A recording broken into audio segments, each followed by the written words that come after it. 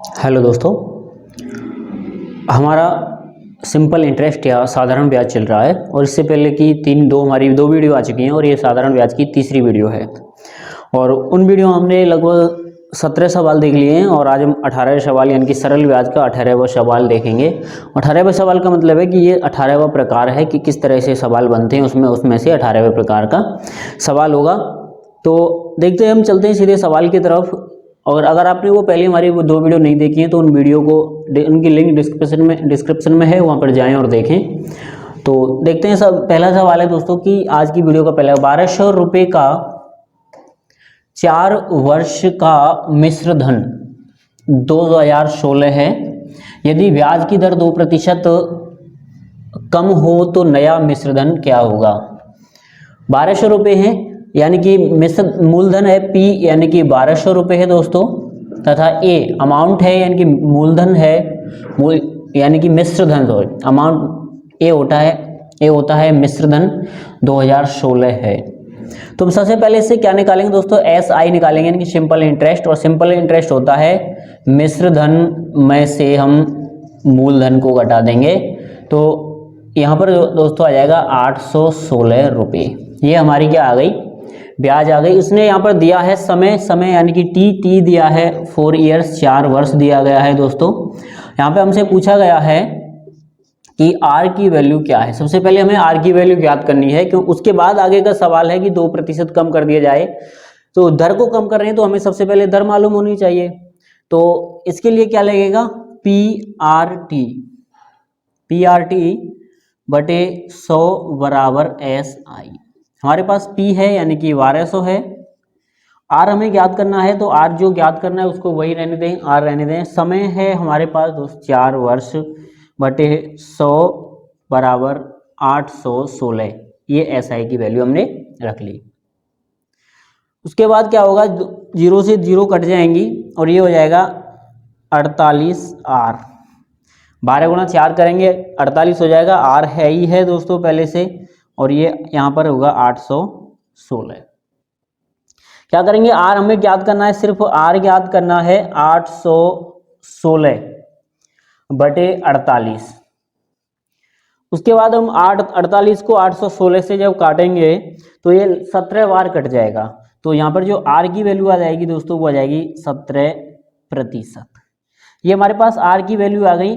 ये लेकिन हमारा आंसर नहीं आया है। अगर हम इसको ही आंसर कराएं तो क्या होगा दोस्तों, हमारा सवाल गलत होगा। अब आगे सवाल में कह रहा है कि ब्याज की दर को 2% कम कर दिया जाए। दर 2% कम करने पर, क्योंकि दर है 2% कम करेंगे तो क्या हो जाएगा, दर जो है हमारी 17 माइनस 2 बराबर 15%। जो नई दर आ गई हमारे पास दोस्तों कितना आ गया, 15% नई दर आ गई। अब उस दर से हम क्या निकालेंगे, 1200 का मूल, तो नया पहले, उसके बाद अब हम निकालेंगे PRT बटे 100 यानी कि इससे ब्याज निकालेंगे। तो 1200 गुणा दर है यहाँ पर 15 और समय वही 4 वर्ष है, और ये हो जाएगा 100।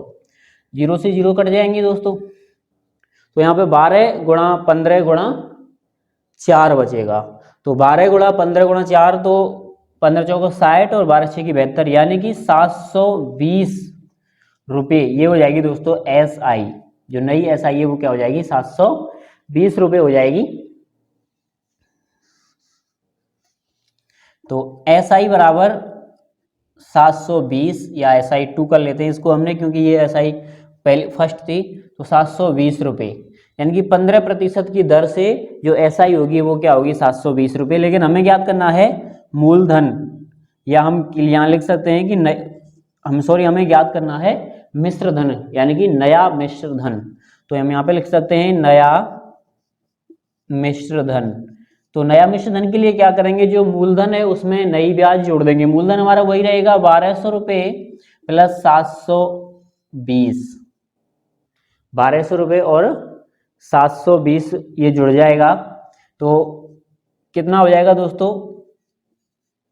1920 रुपये।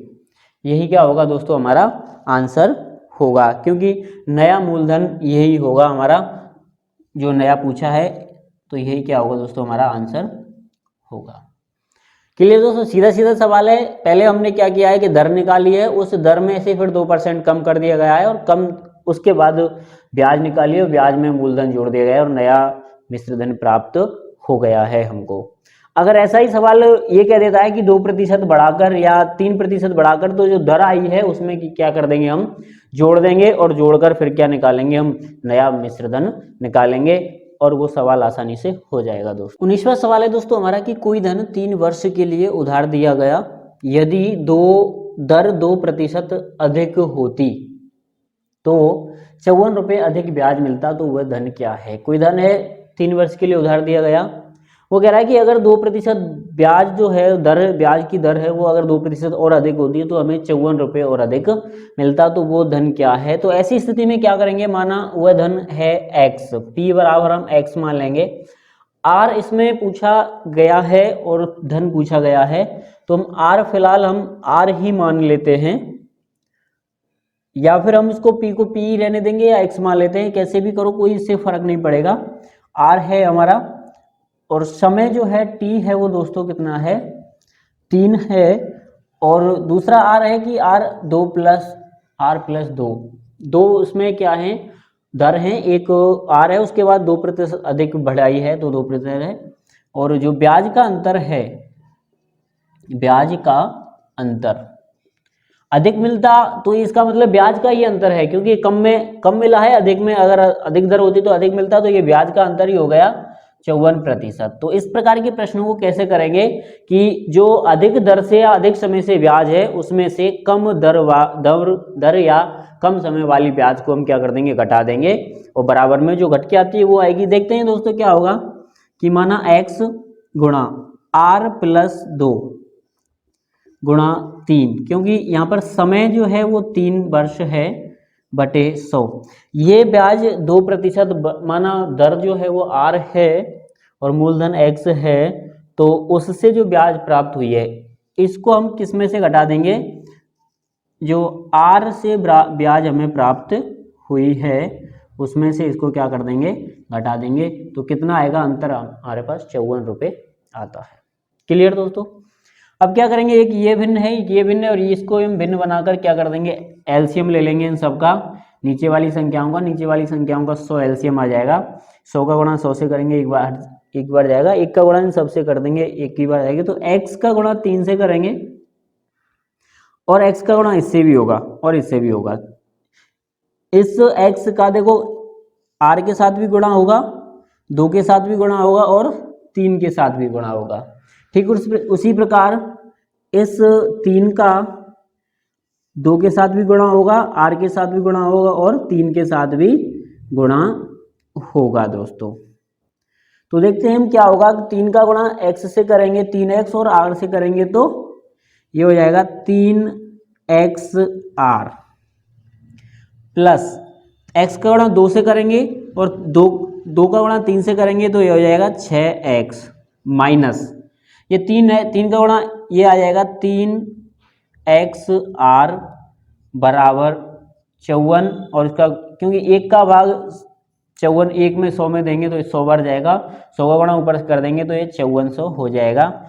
जब सभी का अगर तीनों का एक साथ एलसीएम लेते हैं तो नीचे वाला जो एलसीएम है वो क्या हो जाएगा, खत्म हो जाएगा, तो नीचे खत्म हो जाएगा। अब यहाँ पर क्या बचता है, 3xr plus 6x minus 3xr बराबर 5400 रुपये। तो ये होगा 3x और 3xr आपस में क्या हो जाएंगे दोस्तों, कट जाएंगे, क्योंकि यहाँ ये प्लस में है और ये यहाँ पर माइनस में। जब दो समान संख्याएं हैं लेकिन उनके चिन्ह अलग अलग हो तो आपस में क्या होंगी, वो कट जाएंगे। ये प्लस में, ये माइनस में है, ये धनात्मक है, ये ऋणात्मक, ये दोनों कट जाएंगे। तो हमारे पास सिर्फ बचेगा 6x बराबर 5400। x हमें वैल्यू ज्ञात करनी है तो 5400 बटे 6, और x की जब काटेंगे तो ये 6 नाम 54 और 900, तो यही क्या हो जाएगा दोस्तों, हमारा आंसर हो जाएगा 900 रुपये। यही क्या होगा हमारा धन, ये मूलधन होगा दोस्तों। तो इस तरह से आराम से हो जाएगा। अगर कोई भी अंतर इस प्रकार का है कि अधिक मिलता या ब्याजों का अंतर है तो हम इस हिसाब से उनको हम क्या करेंगे दोस्तों, करेंगे। यानी कि अगर उसमें धन बराबर हो, उसके लिए P1 R1 T1 बटे 100 माइनस P2 R2 और T2 बटे 100 बराबर जो भी SI आता है SI का अंतर। तो ये फॉर्मूला चलता है हमारे पास। अगर दो इसमें जो भी समान होता है उसको हम समान रख लेते हैं, बाकी जो अलग अलग है उसको अलग रख के इस फॉर्मूले के हिसाब से करते हैं और हमारा आंसर आराम से निकल के आ जाता है दोस्तों। तो दोस्तों ये 19वां सवाल है। हम बढ़ते हैं अगले सवाल की तरफ, और अगले सवाल से बढ़ने से पहले मैं आपसे निवेदन करूंगा कि अगर मेरे आपको वीडियो अच्छी लग रही है तो वीडियो को लाइक करें, शेयर करें तथा कमेंट करें एवं मेरे चैनल को सब्सक्राइब करें। तो दोस्तों सरल ब्याज का अगला सवाल है, और लगभग हमारी सरल ब्याज के जो सवाल हैं वो पूरे हो चुके हैं। 1-2 सवाल और हैं, उसके बाद सरल ब्याज के जितने भी प्रकार के सवाल बनते हैं वो सवाल पूरे हो चुके हैं। तो हम देखते हैं ये कैसा सवाल है कि किस प्रकार का। बहुत ही सरल सवाल है, लेकिन इसमें कुछ चीजें हैं वो देखते हैं कि 21,900 रुपये 10 जनवरी 2004 को 8% दर से उधार दिए 13 जून 2004 को कितने रुपए वापस किए जाएंगे। सिंपल PRT अपॉन 100 से इस सूत्र को हमें इस सवाल को हल करना है, लेकिन इसमें थोड़ा सा समझने की बात है कि इसमें समय का डेट दिए गए हैं। समय की क्या दी गई है दोस्तों, डेट, तारीख दी गई है, दिनांक दिए गए हैं कि इतने दिनांक से इतने दिनांक तक लिए गए हैं। तो उसका हमें जो पहले तो हम उनकी दिन निकालेंगे और दिन का फिर वर्ष बनाएंगे, क्योंकि PRT सरल ब्याज में जो समय लिया जाता है वो वर्षों के रूप में लिया जाता है। तो सबसे पहले क्या निकालेंगे, दिन निकालेंगे। तो देखते हैं यहाँ पर इस सवाल में किस प्रकार से हल होगा। हमारे पास P जो है दोस्तों वो 21,900 रुपये है, तथा R है वो हमारे पास 8% है, तथा T को हम ज्ञात करेंगे। T को क्या करेंगे, ज्ञात करेंगे। तो T को ज्ञात करने के लिए सबसे पहले है कि अगर इस प्रकार का सवाल आए कि जैसे इस सवाल में है कि 10 जनवरी से, तो अगर इसमें तारीख से पूछता है तो जब हम काउंट करते हैं दिनों को, तो जो पहली जो तारीख दी गई है उसको हम छोड़ देते हैं, उसको हम क्या कर देते हैं, छोड़ देते हैं। जैसे 10 जनवरी है तो हम जब काउंट करेंगे तो 10 जनवरी को नहीं काउंट करके क्या करेंगे, 11 जनवरी से हम क्या करेंगे, इनको काउंट करेंगे दोस्तों। पहली बात तो ये। उसके बाद अंत तक तो हम जैसे इसमें 13 जून है 13 जून तक करेंगे। दूसरा है कि हमें एक चीज और देखनी पड़ेगी कि उसमें जो दिनांक दी गई हैं, जो तारीख दी गई हैं, उनमें कोई लीप वर्ष, उनमें फरवरी अगर शामिल है, फरवरी माह का क्या है दोस्तों, शामिल है, तो उस समय वो फरवरी अगर शामिल है तो वो लीप वर्ष तो नहीं है। वो क्या है दोस्तों, लीप वर्ष तो नहीं है। यानी कि उसमें उस साल में फरवरी जो है वो 29 की तो नहीं है। और हम लीप वर्ष किस तरह से ज्ञात करते हैं ये आपको पता होगा। अगर नहीं पता है तो जो हम कैलेंडर पढ़ेंगे तो हम उसमें क्या है, कैलेंडर में हम सीख लेंगे कि लीप वर्ष को किस तरह से। लीप वर्ष को सिंपली भाषा में, अगर कोई भी वर्ष है उसमें अगर हम 4 का भाग देते हैं और 4 का भाग पूरा पूरा चला जाता है तो वो लीप वर्ष कहलाती है। और लीप वर्ष में फरवरी होती है वो 29 की होती है, और सामान्य वर्षों में क्या होता है, फरवरी 28 की होती है दोस्तों। तो सामान्य वर्षों में फरवरी 28 की होगी, लीप वर्ष में फरवरी 29 की होगी, और लीप वर्ष प्रत्येक हर 4 साल के बाद आता है। तो हम देखते हैं दोस्तों इसमें क्या है, 10 जनवरी से, तो 10 जनवरी से है तो जनवरी में कुछ है तो 10 जनवरी को 10 को छोड़ देंगे तो यहाँ पर जनवरी में जो बचेंगे 21 बचेंगे दोस्तों। उसके बाद फरवरी आती है। फरवरी जब आती है तो फरवरी 2004 है, 2004 को देखेंगे 2004 लीप वर्ष होता है दोस्तों। 2004 लीप वर्ष होता है जिसमें क्या होगी, फरवरी 29 दिन की होगी। उसके बाद मार्च है, मार्च भी पूरा लिया गया है, मार्च में 31 दिन होते हैं। उसके बाद अप्रैल है, अप्रैल में 30, और मई में है 31, तथा जून में 13। बस हमें ये ध्यान रखना है कि जब हम शुरुआत की जो डेट है उसको काउंट ना करके उसके एक दिन अगले वाली को काउंट करेंगे, लेकिन अंत की डेट को तो हम पूरी के पूरी 13 को अगर हम दे रहे हैं, 13 को लास्ट दिन है तो 13 को काउंट करेंगे। इनको हम टोटल करने पर 3 और 4 5 155 दिन आ जाएगा दोस्तों, 155 दिन। अब ये दिन है और दिन को वर्ष में बदलने के लिए क्या करेंगे, इसमें 365 दिन का भाग दे देंगे। तो हमारा जो 155/365 ये क्या बन गया, वर्ष बन गया। क्लियर दोस्तों। मेन जो पॉइंट है ये पॉइंट हमें देखना है। सबसे पहला है कि उसमें पहला जो अंतिम प्रथम दिन है उसको हम काउंट नहीं करेंगे, और दूसरा देखना है अगर उसमें फरवरी है तो फरवरी लीप है, अगर लीप है तो 29 की काउंट करते हैं फरवरी, और अगर सामान्य है तो हम 28 की काउंट करते हैं। अब PRT के सूत्र से कर लेंगे दोस्तों 21,900 गुणा आर का वैल्यू है 8 गुणा 155 और बटे 365, ये बटे में नीचे आ जाएगा दोस्तों। यहाँ पर 100 है ही, 100 दोनों जीरो से दोनों जीरो कट जाएंगे, और 219 गुणा 8 और गुणा 155 बटे 365, इसको क्या करेंगे हम अब हमारे पास बचा 219 गुणा 8 गुणा 155 बटे 365, इसको हम कैलकुलेट करेंगे। हम कैलकुलेट करने पर काट लेंगे और कैलकुलेट कर लेंगे, और जिसको आंसर आ जाएगा हमारा SI की जो आंसर है वो आ जाएगा 744 रुपये। 744 रुपये आ जाएगा, और यही क्या होगा हमारा आंसर होगा। आपको ये गणना करनी है, गणना तो आप कर ही लेंगे। मेन चीज मेरा जो उद्देश्य था वो समझाने का वो ये बस यही था कि अगर इस तरह का कोई सवाल आता है तो सबसे पहले उसमें दिन को काउंट, जो पहला दिन है उसको काउंट नहीं करते हैं। अगर फरवरी लीप वर्ष है तो 29 की लेते हैं, और अगर सामान्य है तो 28 की लेते हैं। तो इस तरह से हम आराम से कोई भी कैसा ऐसा अगर इस तरह से सवाल आ जाता है तो हम उसको हल कर लेंगे। दोस्तों अगला सवाल है कि 3 वर्ष बाद दिए 1092 रुपये के ऋण को वार्षिक किस्तों में चुकाना है। यदि ब्याज की दर 12% है, वार्षिक हो तो प्रत्येक किस्त का मान क्या होगा। दोस्तों एक किस्त वाला सवाल है, इसको कैसे हल करते हैं दोस्तों, हम इसमें मान लेते हैं कि माना जो किस्त है वो है x, माना किस्त क्या है x रुपए किस्त जाएगी। उसके बाद जो किस्त जाती है वो एक किस्त x है, किस्त जाती है पहले जो साल जाएगी, पहले जो किस्त जाएगी उसमें ब्याज जुड़ के जाता है दोस्तों। कैसे, ये x है प्लस इसमें बचे 3, क्योंकि जो किस्त है 3 वर्ष में दे है, 3 वर्ष में दे जो राशि है 1092 रुपये, तो ये पहले वर्ष जो किस्त जाएगी वो लास्ट 2 साल की किस्त वो जाएगी ब्याज, पहले किस्त के साथ 2 साल की ब्याज जुड़ेगी। कैसे जुड़ेगी, x प्लस एक्स गुणा 12 गुणा 2 बटे 100 प्लस दूसरी बार में क्या होगा, अगली जो किस्त जाएगी वो क्योंकि 1 साल बचता है तो 1 का जाएगा, और तीसरे साल में सिर्फ जब तीसरी जाएगी सिर्फ एक किस्त जाएगी, बाकी उसमें कोई ब्याज नहीं जुड़ेगी, और ये हो जाएगा 1092 रुपये। क्लियर दोस्तों। हम इसको क्या करेंगे, भिन्न बना लेते हैं, और भिन्न बना के इनको क्या करेंगे दोस्तों, हल करेंगे। क्लियर दोस्तों।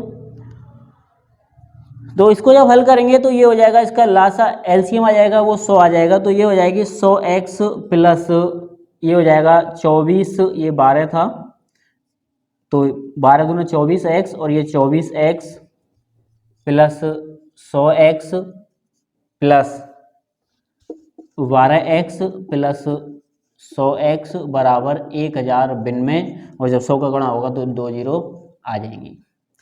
क्योंकि हमने सभी का भिन्न लिया तो ये क्या हो जाएगी, नेगलेक्ट हो जाएगी। अब हमारे पास क्या है कि 1 2 और 3 336x हो गए हमारे पास, 336 100 124 224 236 और 336 x बराबर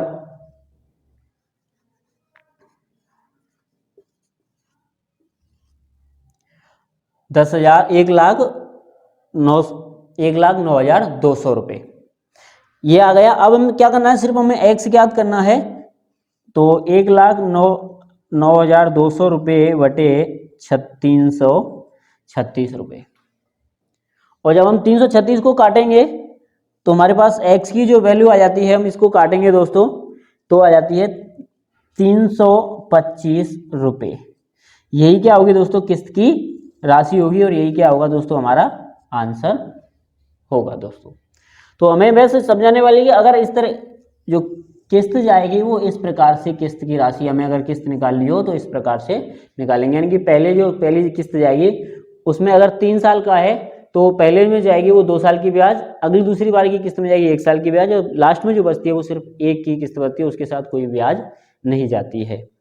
क्लियर दोस्तों। तो दोस्तों सरल ब्याज के या साधारण ब्याज के जो भी सवाल बन रहे थे, मोस्टली सवाल पूरे हो चुके हैं। अगर आपको कोई सवाल है तो आप कमेंट के माध्यम से या फिर इंस्टाग्राम या फेसबुक पेज के माध्यम से मुझे भेज सकते हैं, और मैं आगे जो भी वीडियो आएगी मैं उनको उसमें हल कर दूंगा। अब मैं कुछ सवाल ऐसे लेता हूं जो राजस्थान में 2021 में जो पटवार की परीक्षा हुई थी उसमें कुछ सवाल आए थे साधारण ब्याज से।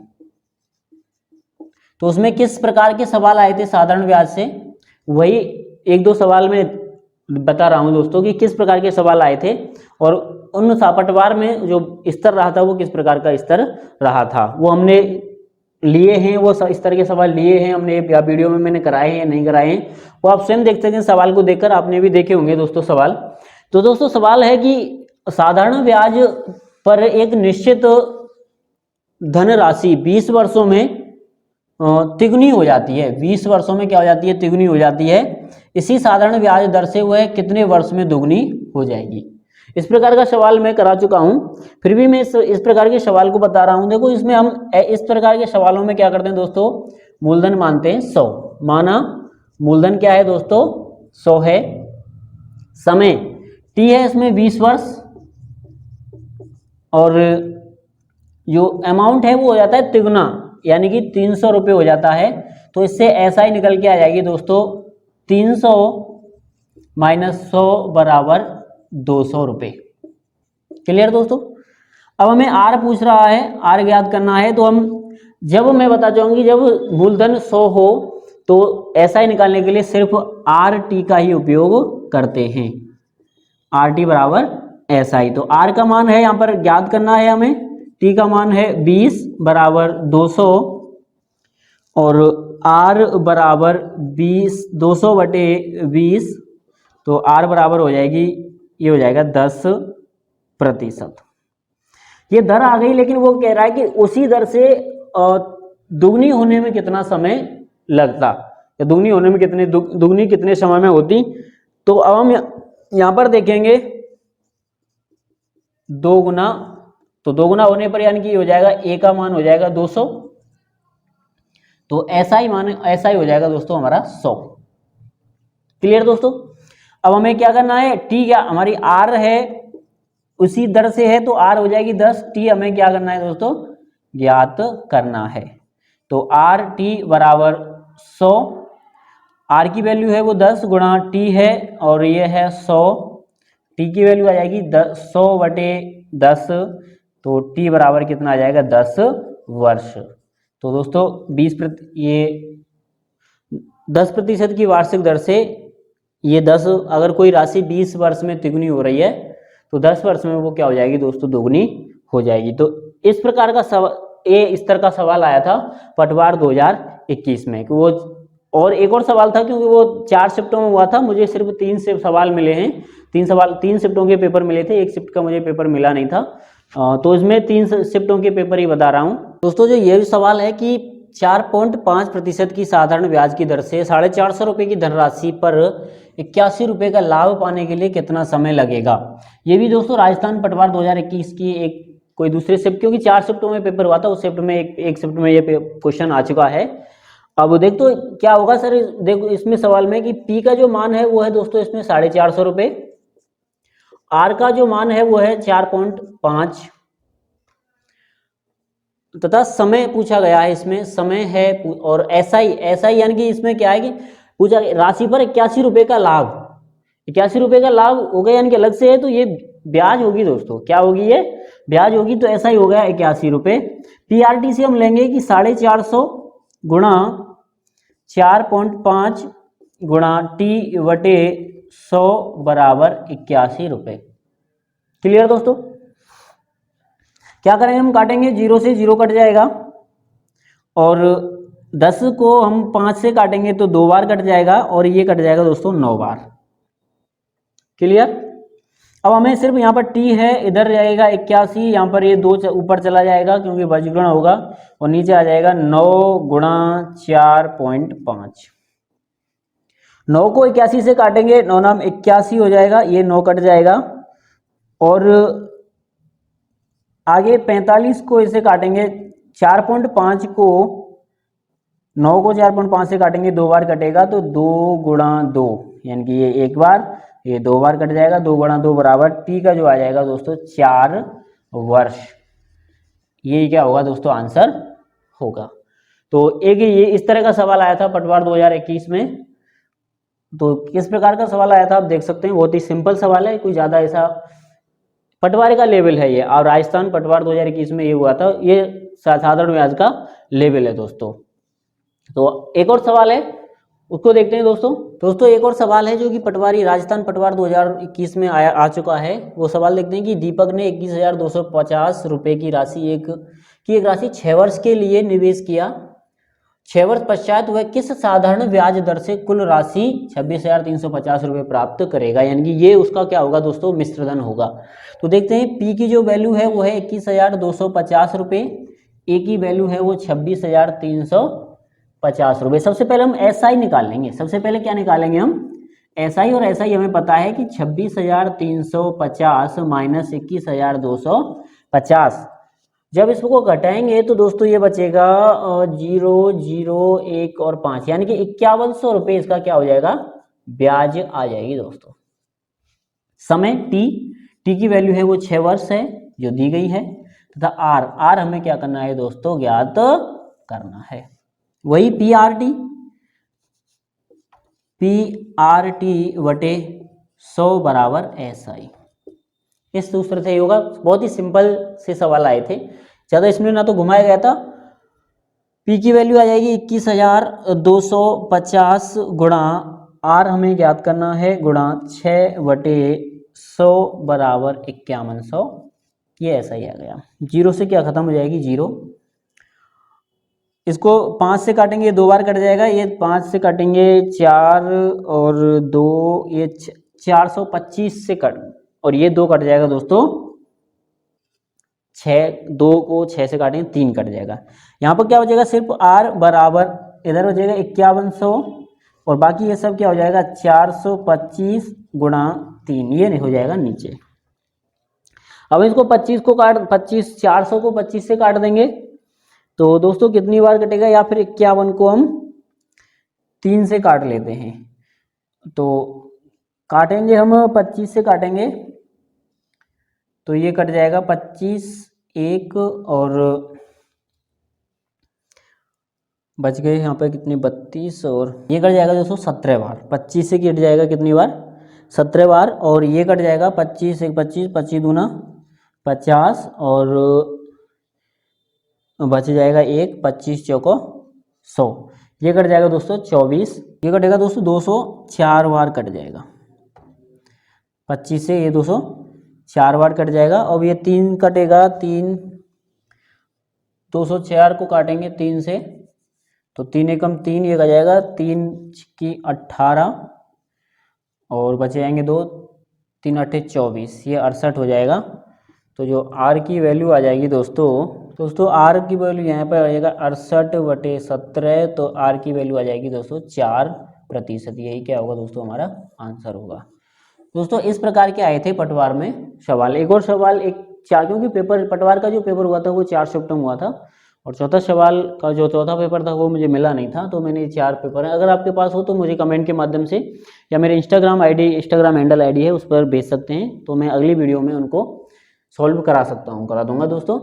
तो दोस्तों आप देख सकते हैं कि एग्जामों में पटवार का जो सिलेबस रहा था या पैटर्न स्तर रहा था वो किस प्रकार था एग्जाम, पटवार के एग्जाम में साधारण ब्याज का, तो ज़्यादा इसी प्रकार का पैटर्न रहने वाला है।